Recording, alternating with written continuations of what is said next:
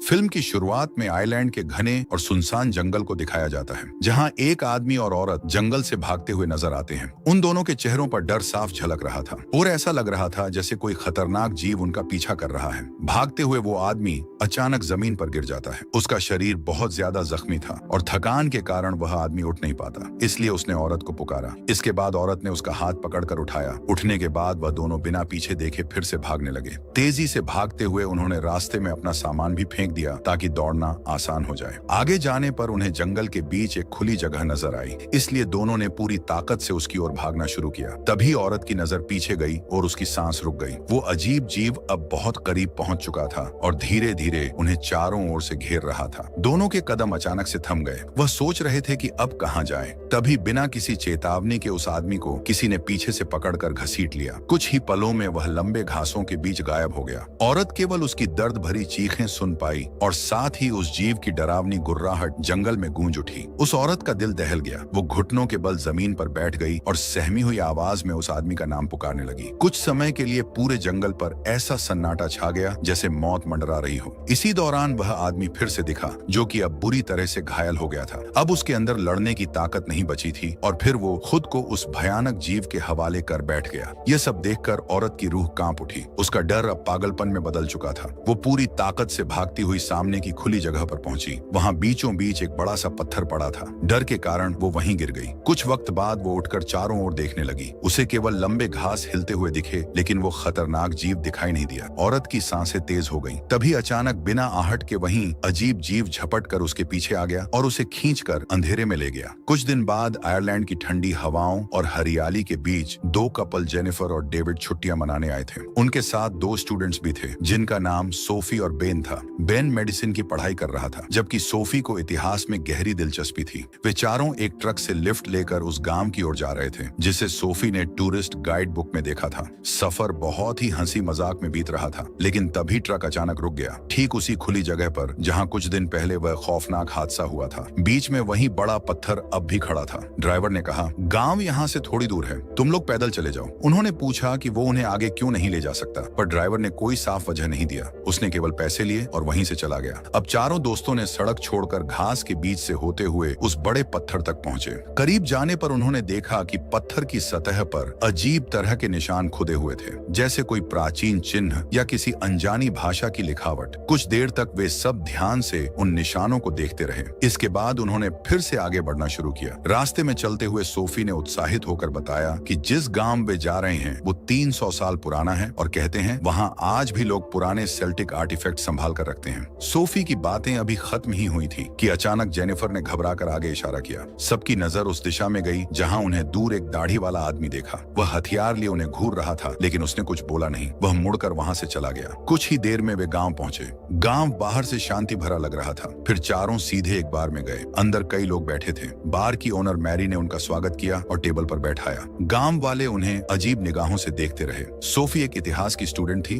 और वह इस सफर का फायदा उठाकर अपना ज्ञान बढ़ाना चाहती थी। जब वो अपने दोस्तों से बात कर रही थी, तभी एक आदमी हेमिश ने सोफी की बात सुनी और बोला कि अगर उसे कहानियों का शौक है तो उसे स्टोन्स ऑफ द गॉड्स जरूर देखने चाहिए। उसने बताया कि जंगल की एक गुफा में पत्थर की मूर्तियां हैं जो आइलैंड की सबसे पुरानी निशानियां मानी जाती हैं। कहते हैं वहीं से सेल्टिक सभ्यता की शुरुआत हुई थी। उसकी बातें सुनकर वे लोग उस जगह को देखने के लिए बहुत उत्साहित हो गए। हेमिश ने कहा कि वहां पहुंचने में कई घंटे लगेंगे, तो उसने एक प्रस्ताव रखा जहां उसने बोला कि उसका जंगल में एक छोटा सा केबिन है जहां वे ठहर सकते हैं और आराम के बाद गुफा की खोज कर सकते हैं। चारों दोस्तों ने आपस में फैसला किया। बेन नहीं मान रहा था, लेकिन सोफी और बाकी दो दोस्तों का जोश इतना था कि आखिर में बेन भी ना चाहते हुए मान गया। फिर वे हेमिश के बेटे शोन की जीप में निकल गए। रास्ते में सोफी ने हेमिश से उस खाली मैदान में पड़े पत्थरों पर बने निशानों के बारे में पूछा। हेमिश ने कहा कि कोई नहीं जानता, वह पत्थर गांव बनने से पहले ही वहां मौजूद हैं। उसने यह भी बताया कि कभी यहाँ एक सोने की खान थी, पर किसी वजह से गुफा ढह गई और कई लोग उसमें मारे गए।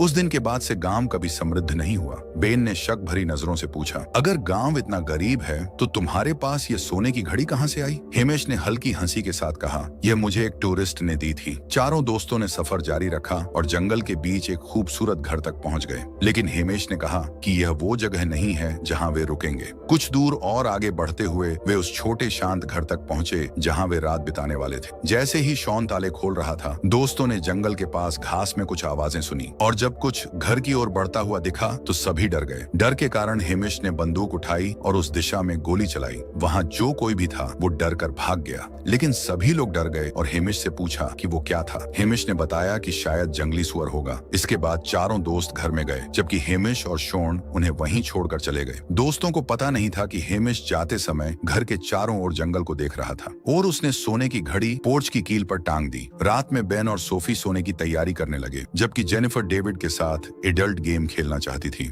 डेविड ज्यादा शराब पीकर सो गया और वहीं घर के बाहर कोई उनके ऊपर नजर रखता हुआ दिखाई दिया। आधी रात के समय जेनिफर अचानक किसी भारी कदमों की आवाज सुनकर जाग गई, इसलिए वह फ्लैश लाइट उठाकर लिविंग रूम की ओर जाकर लैंप जला दिया। तभी उसे वही डरावनी आवाज फिर से सुनाई दी। जेनिफर ने खिड़की से बाहर देखा तो वहां कोई भी नहीं था, लेकिन तभी अचानक कुछ तेजी से खिड़की के पास से गुजर गया, जिससे जेनिफर डर गई। उसने तुरंत दोस्तों को बताया कि उसने कुछ अजीब चीज देखी है। दूसरी ओर वह जीप पोर्च से गुजरकर घड़ी ले गया। बेन और डेविड को लगा कि जेनिफर डर के कारण ऐसे ही बोल रही है। फिर भी डेविड ने बाहर जाने का फैसला किया। जैसे ही वह दरवाजा खोलने गया, उसे महसूस हुआ कि दरवाजा बाहर से लॉक किया हुआ है। उन्हें पता चला कि बाहर जाने का वही एक रास्ता है जो अब बाहर से बंद कर दिया गया है। ये देखकर सभी दोस्त बहुत ज्यादा डर गए। जेनिफर डरती हुई फायरप्लेस के पास बैठ गई। उसी समय कोई आया और उसके कान के सोने के झुमके को खींच कर ले गया, जिससे उसके कान से खून बहने लगा। डेविड फायरप्लेस के पास देखने गया, तभी एक भयानक जीव बाहर आया और हमला करने लगा। डर के कारण चारों दोस्त चीखते हुए बेडरूम की ओर भागे और दरवाजा बंद कर लिया। सोफी दरवाजे के नीचे से झांक कर देखने लगी तो उसे उस जीव का विशाल हाथ दिखाई दिया। कुछ वक्त की खामोशी के बाद ग्रुप ने सोचा कि शायद अब खतरा चला गया है, लेकिन तभी एक डरावनी चीख के साथ वही जीव अचानक कमरे में आ गया। चारों दोस्तों ने मिलकर मुश्किल से उसे बेड के नीचे फंसा दिया। इसके बाद वह बेडरूम से बाहर गए और फायरप्लेस की ओर देखने लगे। वहां उन्होंने देखा कि एक रास्ता है जो सीधे बाहर जाता है, इसलिए सभी लोग उस रास्ते की ओर जाने लगे। जैसे ही वे बाहर निकलने वाले थे, उस जीव ने डेविड को पकड़ लिया और उसे अंदर की तरफ खींचने लगा। डर और हड़बड़ी के बीच उसके दोस्तों ने उसे बाहर की तरफ खींचकर बचा लिया। अब वे तेजी से पहले वाले पुराने घर की तरफ भागने लगे। डेविड को उस जीव ने पहले ही घायल कर दिया था, इसलिए वह उनसे पीछे रह गया। सोफी ने पीछे देखा और तुरंत उसकी तरफ लौट आई। जब जीव उनके करीब आया तो उसने जल्दी से लैंप फेंक कर रास्ते में आग लगा दी। आग के कारण वह जीव पीछे हट गया। सोफी ने डेविड को साथ लेकर बाकी दोस्तों के पास पहुंचे। इसके बाद उन्होंने जीव से बचने के लिए बाहर के लाइट्स चालू कर दिए। इसके बाद सभी लोग घर में उपयोगी चीजें खोजने लगे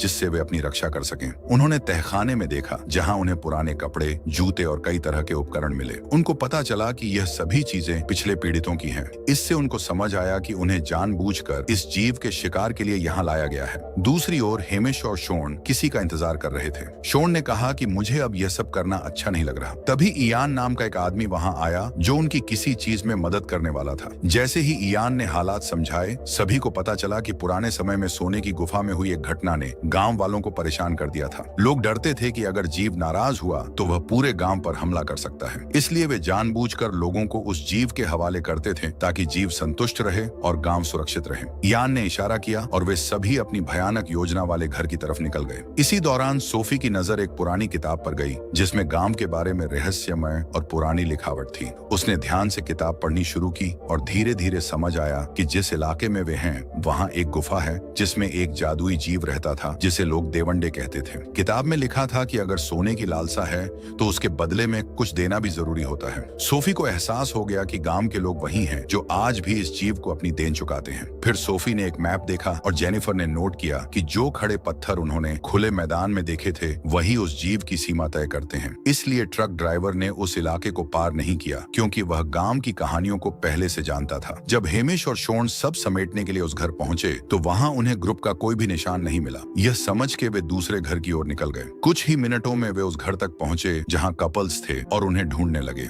ग्रुप को पता चला कि घर पर कोई आया है तो उन्होंने अस्थायी हथियार उठाए और खतरे का सामना करने के लिए अंधेरे में छिप गए। शॉन तहखाने की जांच करने गया और जल्दी ही उसने ग्रुप को पकड़ लिया। कुछ समय बाद हेमिश भी नीचे आया। यही शॉन उलझन में सोच रहा था कि वे वास्तव में क्या बुरा कर रहे हैं। इसी बीच ऊपर से अचानक गोली की आवाज आई। वह दोनों जल्दी से ऊपर की ओर भागे। शॉन घर के अंदर रुक गया जबकि हेमिश बाहर जांच करने निकल गया। इस समय ग्रुप औजारों से दरवाजा तोड़कर बाहर निकले जहां शॉन उनके सामने था। उसने कुछ नहीं किया और उन्हें भागने दिया। दूसरी ओर हेमिश इयान की तलाश में एक शेड में गया। उसने वहां इयान को भयानक हालत में मरते हुए पाया। इयान ने अंतिम सांस लेते हुए हेमिश को बताया कि जीव अभी पास है। गुस्से में हेमिश ने मुड़कर देवड़े पर गोली चलाई। अपने दोस्त को बचाने का कोई रास्ता नहीं मिलने पर वह खिड़की से कूदकर वहां से भाग गया। दूसरी ओर भागते हुए डेविड थक हार कर गिर गया। उसी समय एक गाड़ी तेजी से आई जिससे उस बार की ओनर मैरी बाहर निकली। उसने तुरंत मदद की पेशकश की और सभी को गाड़ी में बैठा लिया। ग्रुप को लग रहा था कि वे उस खतरे से बच गए हैं, लेकिन उन्हें यह पता नहीं था कि मैरी भी हेमिश से मिली हुई थी। कुछ देर बाद उसने गाड़ी को जंगल के बीच एक हिस्से में रोक दिया और उन सभी को हेमिश और उसके बेटे के हवाले कर दिया। ग्रुप कुछ देर हथियारों को लेकर चुपचाप खड़ा रहा, लेकिन बेन और डेविड जल्दी ही प्लान बनाने लगे। बेन ने लोहे की छड़ी से हेमिश पर हमला किया। सभी दोस्त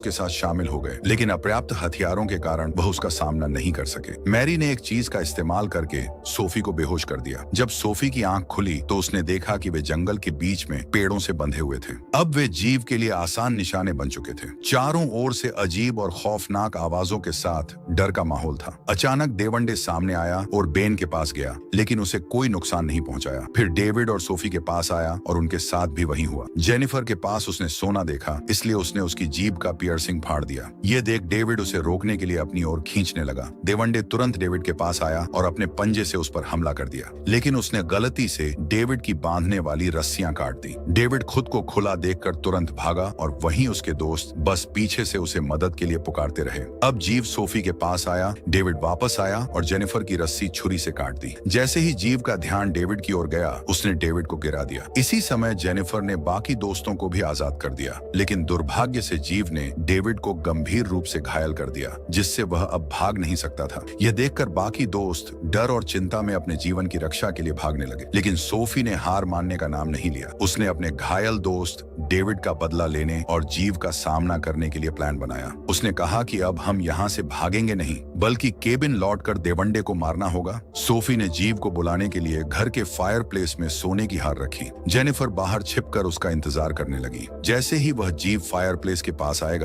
जेनिफर को मौके का फायदा उठाकर फायर प्लेस का रास्ता बंद कर देना होगा ताकि जीव बाहर न जा सके। कुछ समय बाद जीव घर के पास आया और धीरे धीरे अंदर घुसने लगा। बैन और सोफी छुपकर हमला करने के लिए पूरी तरह तैयार थे। तभी जेनिफर बाहर निकली और प्लान के मुताबिक छोटे हज को बंद करने के लिए आगे बढ़ी ताकि देवंडे को फंसाया जा सके, लेकिन दुर्भाग्य से जीव ने उसे देख लिया। घर के अंदर परछाइयों की तरह कुछ हलचल दिखाई दी और बेन और सोफी ने उस पर हमला कर दिया, लेकिन जो हमला जीव के लिए होना चाहिए था वह जेनिफर पर ही हो गया। देवंडे ने चालाकी से जेनिफर को धक्का देकर उसे फायर प्लेस के अंदर भेज दिया था। बेन और सोफी हताश हो गए जब जीव जेनिफर को खींच कर ले गया, लेकिन कुछ ही पल में उन्होंने खुद को संभाला और बाहर आए। कुछ दूर जाकर उन्होंने देखा कि एक ट्रक खड़ा था। वे तेजी से उसकी ओर भागे, लेकिन गाड़ी की चाबी उसमें नहीं थी। तभी जीव उन पर हमला करने के लिए आया, लेकिन देवंडे ने उन्हें छोड़ दिया और जंगल की ओर चला गया। सोफी ने शेड में यान की लाश देखी और समझा कि ट्रक की चाबी उसके पास हो सकती है, लेकिन जीव फिर से पास आ गया और गुस्से से ट्रक पर हमला करने लगा। ये देखकर दोनों ने तुरंत प्लान बनाया। सोफी भागकर चाबी लेने गई, जबकि बेन ने देवंडे का ध्यान भटकाने के लिए फ्लेयर जलाकर उसे अपनी ओर खींचा।